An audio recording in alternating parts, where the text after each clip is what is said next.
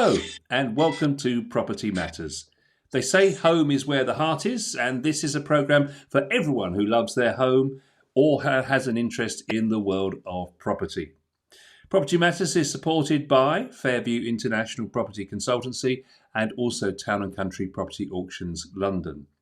The property industry is very much open for business during lockdown, and that ensures that the property world is very much at the centre of the daily news. And as always, we'd welcome your comments and thoughts on those matters via the comments section below this video, or of course, you can email us propertymatterstv@gmail.com. Joining us as always for our discussion is our property expert, Joe Joshi. Good morning, Joe. Morning, Paul. How are you doing? The sun Very is well, shining. thank you. Yes, I had a thought this week, Joe. Do you think the pandemic is going to change the way we design our properties? Give you an example. Many people looking to move because they want a home office or the potential to move into a home office. Do we think the dining room is going to disappear because no one comes around for dinner anymore and they'll turn it into a home office? It's an interesting thought. What do you think? I agree. The takeaways actually, and sitting on the front of the sofa is probably the way it is, because the only industries that are allowed to actually function at this precise moment in time is takeout. In fact, they're actually restricting that to a point where you can't even go there. I was actually picking up a takeaway only yesterday and found that out of the entire shop front, there was this 2 foot by 2 foot window cutout. Almost and reminded you of the times when you just go to a little pigeonhole and try and pick up your takeout. So yeah, it's quite something else. But yes, I think in terms of design when you look at the dining rooms have actually in recent years been more like offices, really, I suppose. As you say, under the pandemic, the number of people coming over for dinner has probably been reduced. So it's that song, isn't it? I want to be all by myself. It's literally I think that's the way it's gone, though. Whilst when you sort of jest about it in the nice sort of way, it's quite sad, really, if you think about it, the way it's gone. Yeah, I suppose that's assuming that we're all lucky enough to have a dining room, of course, in the first place. Not everybody, of course, does have a dining room, but it does. We were talking last week, weren't we, about the studio flat, for example. The one-bedroom studio flat. Where is the office space going to be in there if you're going to be working from home? So it may well have a fundamental and lasting effect on our property industry. Let's take a look at the first story of the week, Joe, and this affects a lot of estate agents, which is why we're really covering it. Of course, a lot of agents took out cover for business interruption insurance, and of course, the FCA, Financial Conduct Authority, took a test case to the Supreme Court. They took 21 different wordings of policies from 8 different insurers, and said, "Look, does this actually cover for disease-related interruption?" Because a lot of business insurance covers the problems to property, for example. So if you have a water leak and your business is interrupted that way, that's covered. But it doesn't cover you for if a public authority says you can't trade anymore. And some people took out specific insurance. And of course, almost to all of those wordings, the High Court, or the Supreme Court rather, said that they said they should pay out. So this is great news for agents, isn't it, Joe? I think more often than none, because the way the business is in estate agency per se, you kind of don't think about disease or think about government closing businesses down or closing the way pandemic has resulted in recent times of all the businesses that have happened. And so yes, it was something that was quite interesting. And I always say that it's good to have the insurance, but you always must read the small print, because they're great to collect their premiums, but they're not very good at paying out when they feel that they can get out of it. And so it's a great one for the estate agency business per se, or any office kind of industry, that says that the Supreme Court have seen that this has been a great interruption in businesses, and high street agents have been closed throughout the pandemic, and I think it's excellent news, and all agents should look at it, just as all the other industries, Paul, have. You know, you look at the aviation industry and look at the recreation, the travel industry. All of those things at the moment are suffering huge losses, and this is what insurance is supposed to be all about. And unfortunately, they will try and get out of it. But I'm glad to see that the Supreme Court has stood by the side of the premium payer, and at least that's good news. That's excellent. They estimate it's going to cost £1.2 billion to the insurance companies, and of course, it's going to be you and I that end up paying for that, isn't it? Isn't that the case with everything, though? It eventually comes round, and it doesn't matter how many things that we've got to pay for. Sooner or later, it's going to end up. You know, I don't want to use the words on air, but basically, they say a certain thing rolls downhill, and unfortunately, the buck always stops at our door. And no matter how many times or how many ways you want to go around it, we are the people that are going to have to pay for it. And it looks good at the time, thinking, oh well, they're paying for it, but ultimately, yes, the buck will stop with us, the workers and the people that are actually having to pay the premiums. And deal with that. So I don't think we can ever get away from that at all. Good news for the 370,000 people or businesses that are estimated to have that insurance. So good luck to them, we say. Interesting story this week developed, Joe. They did some research of agents. 55% of staff who work in state agency offices around the country think that they should be closed and they don't feel COVID secure in their workplace. I suppose that begs a wider question, Joe. Just why do the government insist that they want the industry to remain open? Why is it so important? Well, Paul, the point has been, and we've kind of talked around it before,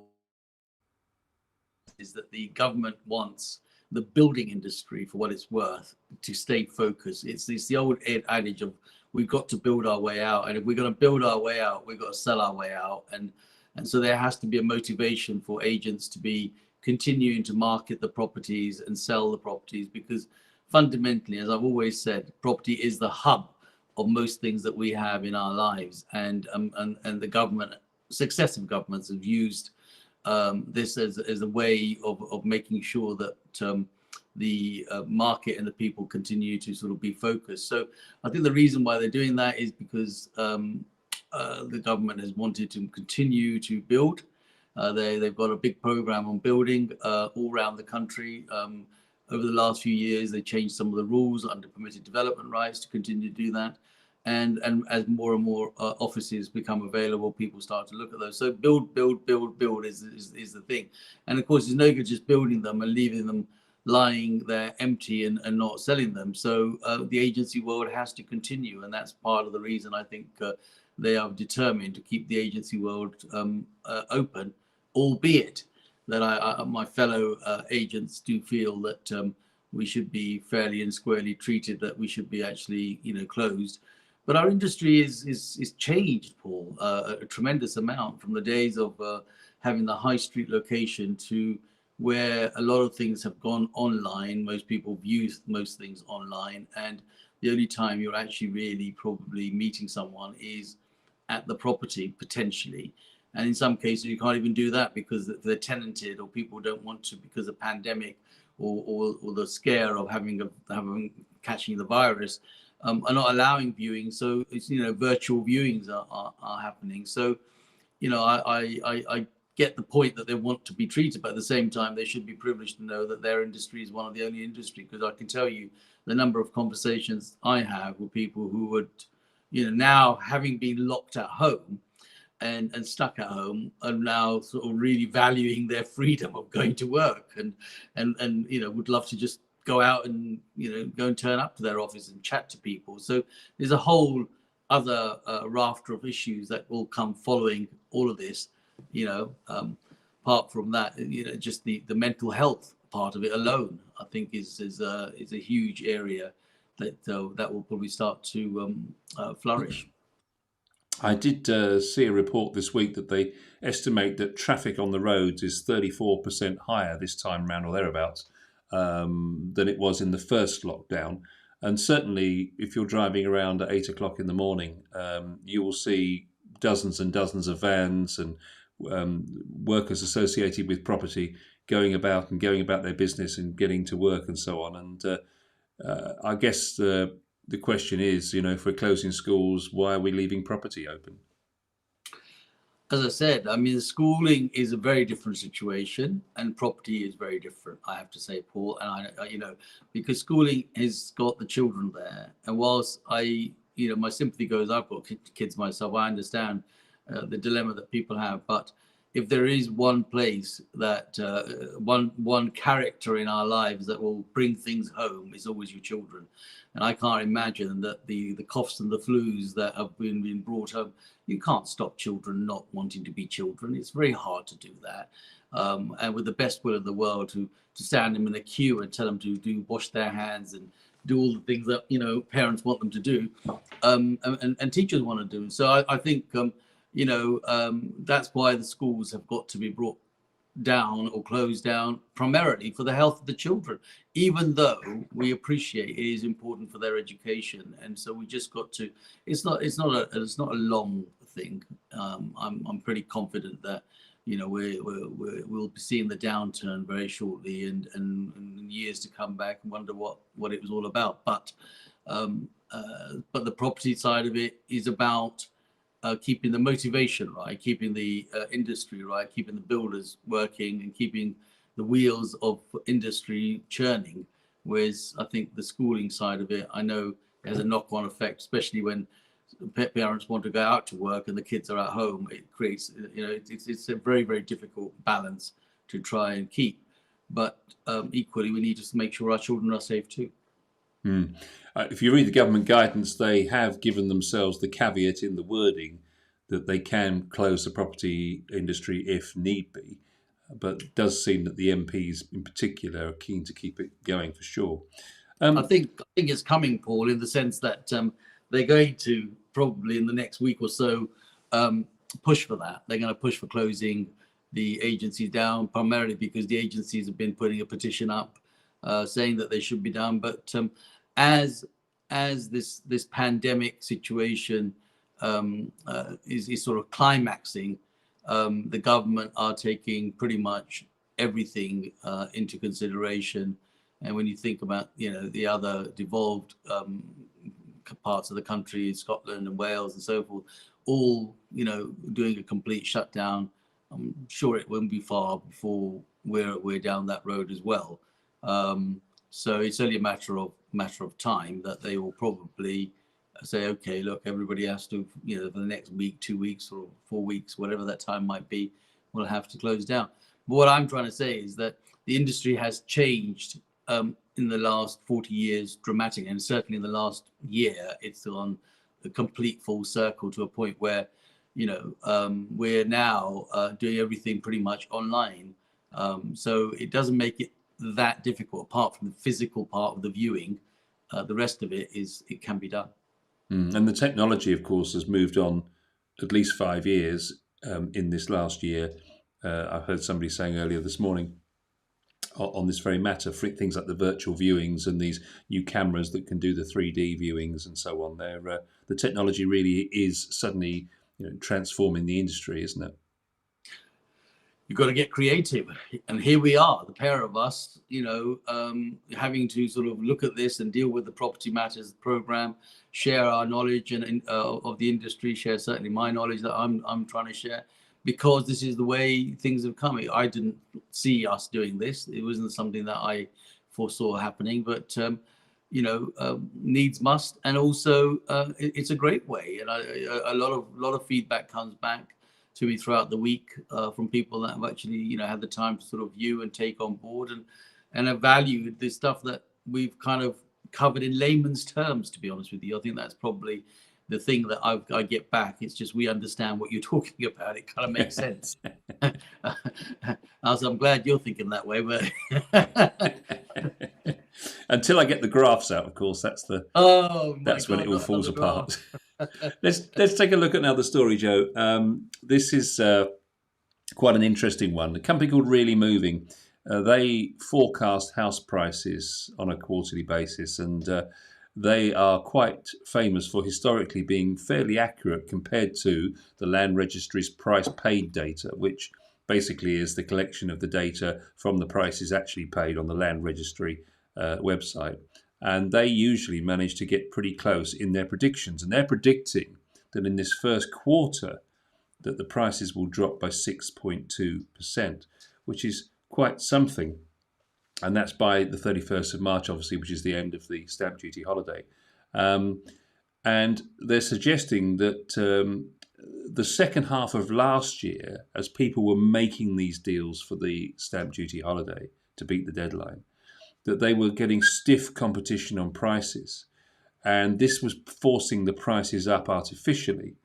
And in many cases, people have paid over 15,000 more for the property, which of course wipes out the 15,000 maximum that they would get from the stamp duty relief, if you like. So it's an interesting situation. And I heard the word used earlier today that this could cause chaos, because obviously the other situation to think about is that a lot of these people who won't make the deadline of the 31st, and there are a significant number of them, as we already know, up to a third of these transactions going through. These people are going to have to renegotiate their deal, or maybe talk to the chain and get everyone to reduce their prices, which is challenging to say the least. And of course, that's also going to leave the marketplace open for those cash-rich landlords to come in and to pick up some deals. So quite a lot of information there for you, Joe, to talk about. But interesting that they think prices will fall before the 31st of March. So let's just pick that out one by one, Paul. First of all, it's great to see a tremendous amount of effort people put into creating data, but back down to earth on the ground level, the way I would see that is that house prices were seen to have gone up by probably about 6 or 7% towards the end of last year, primarily because of the mad rush to try and get it done for the stamp duty of the 31st of March 2021. So now, of course, because that March deadline is looming, the same pundits are trying to say that it's now going to drop by the same amount, almost give or take, because there are going to be a number of people that are not going to be able to transact or complete their transaction by the 31st of March. I'm quietly confident that under the current circumstances, Rishi, our man Rishi, will turn up and say, look, I'll extend it, because he's had to do so many roundabouts and U-turns of late in the 2021 time because of things that were not actually within his hand. So I'm hoping that, we get at least a 3-month reprieve from that, which will then say, the same people will start saying to you that house prices are actually going to be sustained, because all of a sudden everybody's going to be able to complete and people want to try and do that. The long and the short of it is, and this answers some of the questions you raised earlier on about why the industry is still functioning as an agency or a housing industry as opposed to others, is because it's what drives the layman, the man in the street, the you and I's of the world, who actually gauge their wealth by the value of their home. And fundamentally, it is important for them to understand that if my house has gone up, that's what really they want to affect. What affects their bottom line, their pocket, is very, very key to them. So I think I don't personally think that the industry is going to have dramatic change. Of course, it's important to have this kind of data to give it some guidance. But if you take the whole year back, what part of that data do we want to take on as serious? Because every time things change, it's not a yearly change. This is a daily change, Paul, that's happening. Daily change in the number of people affected by the virus, daily change of what industries are open, daily change of who can close, daily change who's going to wash their hands. I mean, it's just everything is daily. And I think that for us to turn around and say this is a prediction, of what 6.5 or 7% of downturn in the first quarter. Actually, it's a generally natural prediction. Of course it is. 31st of March is looming. Why wouldn't it actually go down?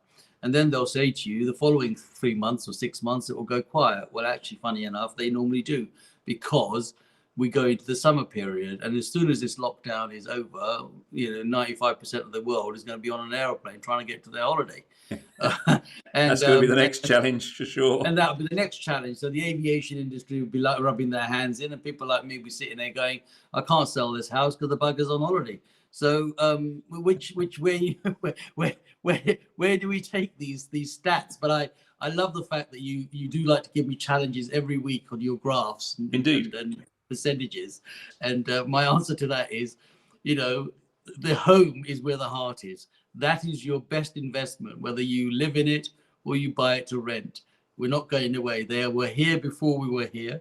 They're here during the time. And funny enough, they'll be here when we're still gone, as time goes on. When people live in, I was at a farm this week in West Sussex to look for a client. And when I looked at that, there's a lovely, very endearing old farm, grade 2 listed. And I'm sure it was there way before the lady that's in there 90 odd years ago, and probably will be there when you and I have gone past. So property is the only cornerstone, the only foundation in our cornerstone that isn't going anywhere. Yeah. Actually, come back to Rishi Sunak for a moment, and this, will he, won't he extend the deadline? If you think about it from his point of view, he's got to focus everybody's minds on the 31st. Everyone's got to work to that date. If he then blew his cover now and said, okay, let's make it, I don't know, end of August, then it's just going to be a melee and everyone's just going to relax and it's just going to go on forever and it's just going to be woolly. But if he, let's say 10 to 7 days beforehand, when everyone's been focused on the 31st, then turns around and says, keeps his powder dry, if you like, until that point, that would be a more prudent way of extending it rather than this sort of, okay, we've all got plenty of time, let's all relax. I think one of my famous lines is to hold your nerve. And I think Rishi Sunak is holding his nerve as far as the property industry is concerned. The only people that will actually delay this and probably look back and relax on it is our learned legal beagles, because at the end of the day, they're the ones that are actually under pressure to try and get these matters completed by the 31st of March. And if he was to give them a rope now, they'll probably, take on more work and be relaxed and not deliver the things that they want to do. So the government has to also have a focus on some things that they want to achieve. And they want to achieve a certain thing within the property side to make sure that, it's a knock-on effect, Paul. You have to understand that 31st of March completions will mean that other parts of the industry get fueled. You've got to get in the head. And all of a sudden, people have moved or moving. They're then going to focus on, decorating new kitchens, bathrooms, carpets, gardening, all of that stuff that starts saying, and all the things that I constantly keep saying, that we're the hub of the industry. All of a sudden, other industries will get focused. So I think there is a little bit more to that. Unfortunately, the people that are in it will only see the bit that they're affected in. But I think that they've got to look at the much wider audience, the much wider picture. The wider picture is that by the 31st of March, if certain things can happen, give or take, that they might turn around and actually extend it for maybe a couple of months or a month or whatever that might time be. But the point is, I think there are other hidden agendas that have got to be, and let's say by 31st of March, by the grace of God, the pandemic starts to take a downturn and things start to happen. They've got to motivate the market for other things to happen. So it's a hell of a job, and I'm trying to sort of think of the things that trying to be in their head for a minute and thinking, well, what are they thinking? How is this going to be for the bigger picture? And I think that's where I see it, that this industry, the property industry in the United Kingdom, is a driver of a lot of things, including those that want to go and spend their time traveling and going on holiday, because they need to know that, my home is safe. I've got this, I've done this, and now I'm going to go and do that. So it's everything. Final story for today, mortgage availability. Good news on the mortgage front, according to Money Facts this week. The highest total of recorded products available on the market since April of last year. So clearly the mortgage companies looking to cash in on the interest in the property market right now, not least fueled by the stamp duty holiday, of course. The largest monthly growth in availability of 90% LTV mortgages, Joe. And you'll be pleased to know that I have some stats for you here. Look. So what's interesting here, the 75 and 85% loan to values are falling in terms of the availability of the products, but the number of particularly 2-year fixed rate mortgages have shot up. If you're looking at this here, for example, from 2.59% to 3.65% in a year. So a lot of new 90% loan to value products. But what's interesting is that they haven't really done much with the 5-year fixed rate. So that suggests there's not a lot of confidence in the future of the market, perhaps, do you think? No, to the contrary. I think that they know that this is the time when people are going to be looking at buying property, first-time buyers especially, and therefore the lesser they can offer, the better. The time they tend to offer the longer term, i.e. the five years, is when perhaps there's lack of confidence, and they want to entice people by saying, we'll give you a longer period. Whereas at the moment, I think that the 2-year fixed terms are, it reminds me back to sort of earlier parts of about 15-20 years ago, when the same sort of similar sort of thing but in a different way happened, and the mortgage industry, especially with interest only, came flourishing into the marketplace, offering that. I mean, for the last 5-10 years, these products have not even been near the levels that they are now, primarily because they didn't have the confidence in them. But they've got the confidence in the market that first-time buyers, and the government, of course, as you know, December of 16 last year, started to support the 95% scenario with the Help to Buy scheme that was launched. So the government's driving this quite a way, I think, with lenders to say, look, you've got to offer products, and that's why there's more products at sort of the 90% and perhaps the 95%, which for the last 5-6 years were not really there either, because a lot of people had to find 20-25% deposit, which was and that was a challenging thing, and that's where banks of mum and dad had to sort of come in. So I think, in my view, it's good news, it's excellent news for first-time buyers, excellent news for the housing market that such products are available, lenders are seeing it, and in the grand scheme, whether it's 2 years, 3 years, or 5 years, I think that part of it, fundamentally, in the grand scheme, actually, it's almost immaterial. The main thing is that people have the opportunity to get a mortgage, to get on the first run of the ladder, of the property ladder, and start to sort of plan their future in their home, be it a 1-bedroom flat and going forward with a study, as you would say earlier on, because they're going to work from home, or whatever that scenario would be. But I think this country, the United Kingdom, has always been based on property, and I'll reiterate, we're an island. We can go up, we can go below, we can't go out much. So supply and demand is always, and here is a story of supply and demand, and that's what the mortgage lenders are looking at. It's the story of supply and demand, and the demand is now good, and therefore they've changed their supply of what is available.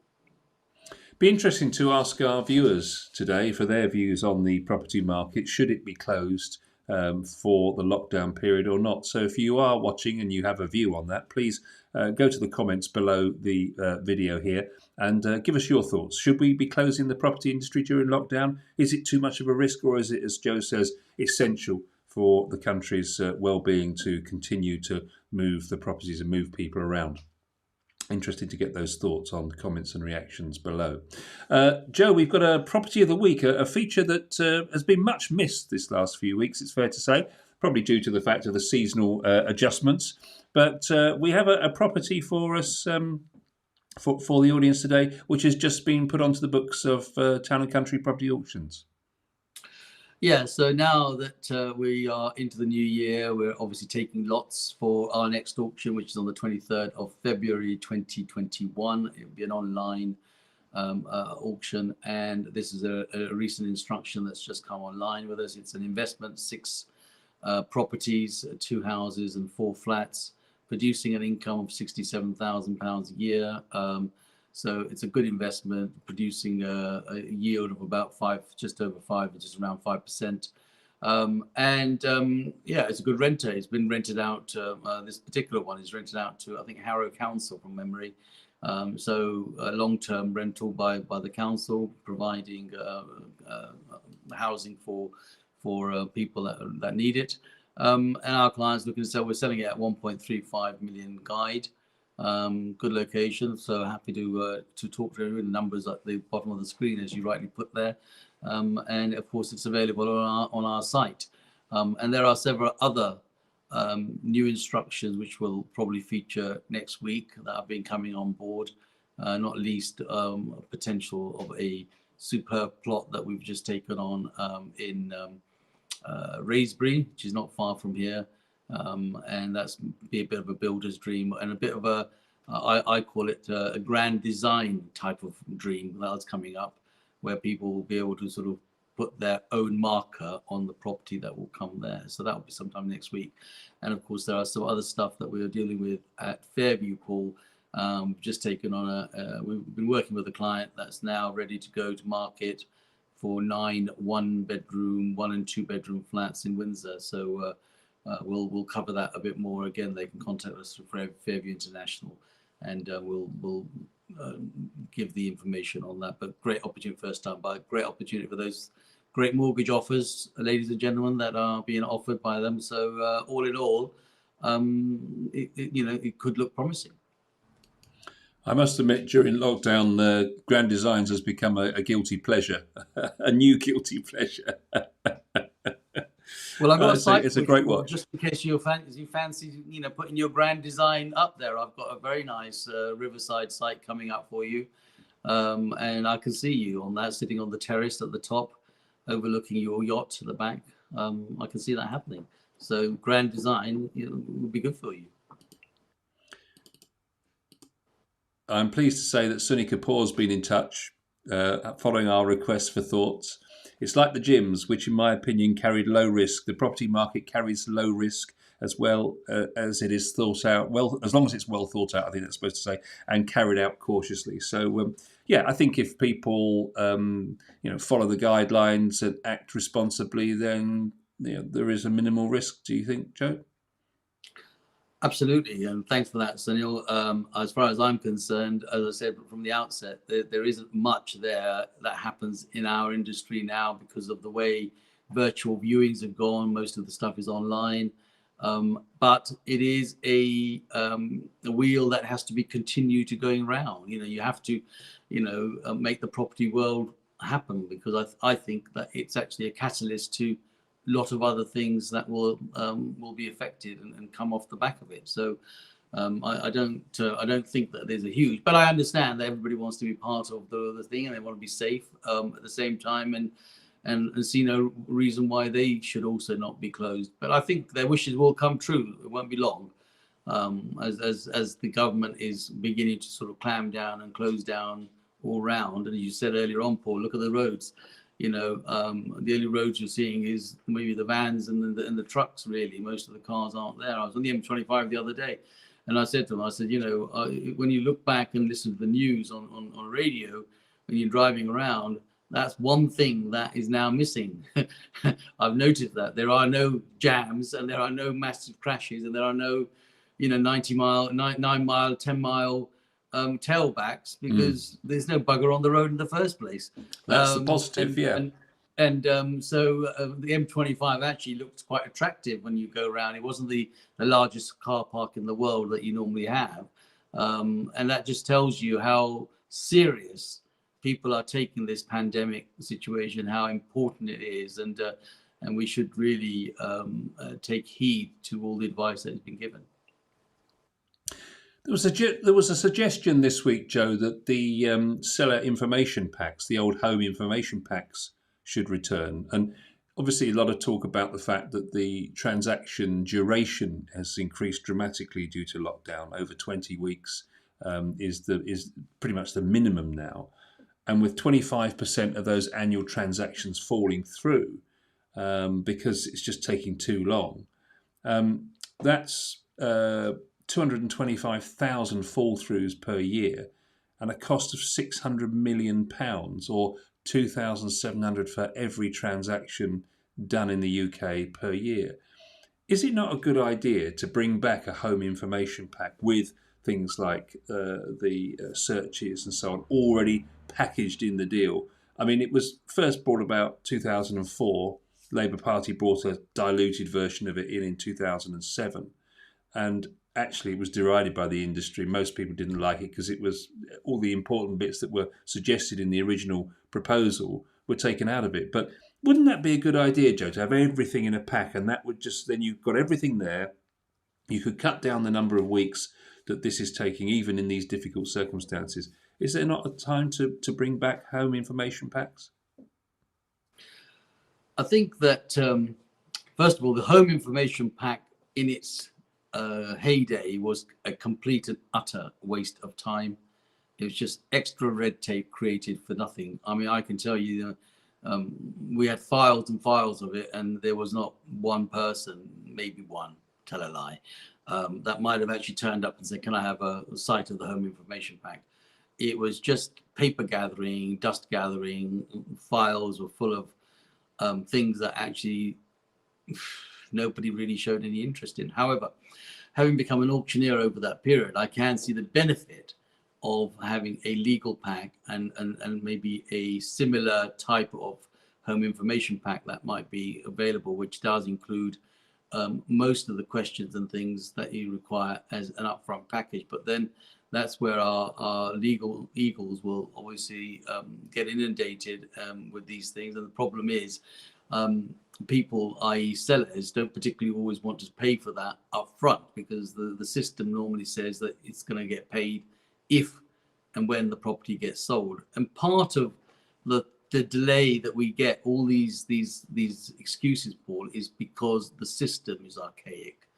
And no matter how many times you try and buck that system by doing property information packs or so forth, it doesn't get delivered well. It's almost like it's part of the delivery, but it's not all of the delivery. And I can say that all of the delivery is in something that you do with the auction side, and that method of sale is definitely a great method of sale, because you know what you're buying, you know what the time scale is, you know what the legal pack's going to say, you've got the chance to look at it, you've got the chance to review it, you've got time on your hand to deal with all those things, that kind of stuff. If that was a method of sale that was adopted in general, then yes, I think the legal pack would have a great benefit to people. However, the legal pack in its form that they have is, I mean, if somebody brought it back again, it will be just another tick box. Some clever clod will say, oh, here's an idea, and we'll end up having to do with that idea and so forth. It's the same as these EPCs that are offered, and you have to do it. You have to do that. It's just another form of stealth tax that's created. But I can't imagine how many times that you've gone and bought. I mean, they stick these stickers on the fridges. How many times have you actually looked at your fridge and realised that is it one that actually complies with the current regulation? You wanted to use it because you want to stick your milk in there and make sure it's cold when you drink it. It's got no interest in how many colours and strips and whether it complies with this rule or that rule. And that's the problem with these things. Some clever clog sits there and says, I'll tell you what, we'll do this because that way we tick all these boxes. But in reality, they don't actually happen. And I can't think of how many people have come back and said to me, actually, you know what, I'm not going to buy this property because the EPC is the wrong thing. I mean, it's not the thing that's broken a deal. But it is a point that has stopped a deal, because somebody hasn't ticked the box of having one done, and all of a sudden it stops a transaction happening because a lender or a lawyer on the other side says, oh, actually, I noticed we haven't got a copy of the EPC. Actually, you can go online and get a copy anytime you like, but they're just lazy. They just don't want to say. So it's another 5 days delayed by writing back and forward to somebody and saying, we haven't got this. And that's the problem with these property information packs. In their way they used to be, they were full of nothing. And it was just a tick box exercise that was done. But if a legal pack is properly prepared, like they do within the auction side, people can make an informed decision of what they are looking to buy, and that should be done up front. And it's all about the cost, Paul. That's where the problem falls. It's not the idea. The idea is fantastic, but if the cost can be covered and dealt with in a different way, then I'm sure more and more people will do that. Before lockdown, my fridge was indeed full of milk, but now it's mostly beer. Well, yeah, I think that's that is the way it is, and I think I'm surprised you haven't brought that up in your statistics. Actually, the number of people that have now turned to alcohol as opposed to milk and cup of tea, because they'd rather have a glass of wine at the end of the day, or a pint or a beer, irrespective of January promises of saying I'm not going to have a dry January. But I think there's you and I are probably of the same time. You'll remember the secret lemonade drinker, R Whites, that used to do. Yes. I think that there's a lot of that goes on. They sort of sneak down there and say, I'm actually doing a January dry, but really in a secret way they have a little nightcap here and there, and that's not counted, because that's like medicinal purposes. I think they call that, Paul. They call it for medicinal purposes, or a nightcap, but not for the fact that they're still having the drink. So yeah, I think you're right. Most of our fridges are full of beers. Mine is no different, to be honest with you. Actually, looking at today's show as we've been through it, it's probably had quite a few, I suppose, stories that have focused on the negative side. But overall, let's end on a positive note, shall we, Joe? At the end of the day, we are rolling out a vaccine. The property industry is open, and it's important that we get through to a new kind of normal, everyone's saying, as soon as possible. And therefore, it's important that everybody in the community takes the jab and has the vaccine. Yes, it's a good point there, Paul. And I just wanted to sort of go out and mention that as well. Look, there's always going to be some reservation. Someone somewhere says something is not good, but this is a totally unprecedented situation that has happened in this last year in our lives, and it will affect our children's lives as well. And I think that certainly more recently, I've noticed the statistics that are saying that the ethnic minorities are perhaps a little bit resistant to taking these jabs for the vaccine going forward.